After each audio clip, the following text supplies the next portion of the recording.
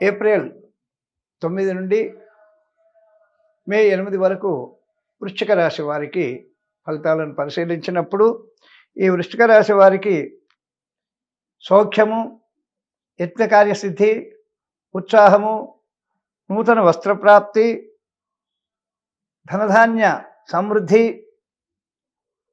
ఇవన్నీ కూడా ఉన్నాయి. వీరికి మొదటి వారంలో శుభకార్యాలకు వెళ్ళడం వల్ల ధనవ్యయం జరుగుతుంది.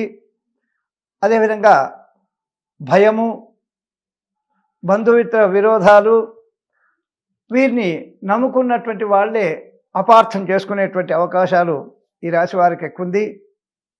మనోవిచారము, అనారోగ్యము, శ్రమ ఇవన్నీ కూడా ఈ వృశ్చిక రాశి వారికి మొదటి వారంలో జరిగేటువంటి ఫలితాలు. వీరికి రెండవ వారానికి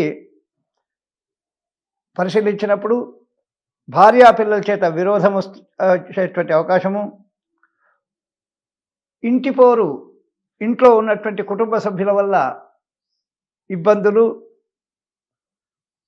కలహాలు, మరి అగ్ని భయము ఇవన్నీ కూడా అటువంటి ఉంది.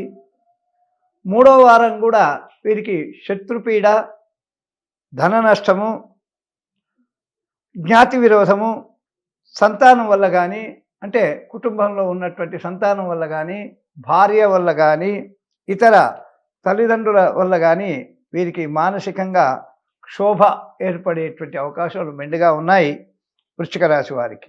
4వ వారంలో వీరికి కఫము, అంటే శ్వాస సంబంధమైనటువంటి జబ్బు కానీ, వాత పిత్తాదుల వల్ల ఏర్పడేటువంటి జబ్బు కానీ, తద్వారా మనస్తాపము, శారీరక బాధ, మరి ధన నష్టము, కష్టము ఇవన్నీ కూడా కలిగేటువంటి అవకాశం ఉంది. కాబట్టి వీరు మహామృత్యుంజయ మంత్రము ఓం త్ర్యంబకం యజామహే సుగంధిం పుష్టివర్ధనం ఉర్వారుకమివ బంధనాన్ మృత్యో మృక్షీయమామృతాత్ అనేటువంటి మంత్రాన్ని రోజు ఒక మాల, అంటే 108 పర్యాలు చదువుకున్నట్టయితే వీరికి కాస్త శుభ ఫలితాలు వచ్చేటువంటి అవకాశము మెండుగా ఉంది.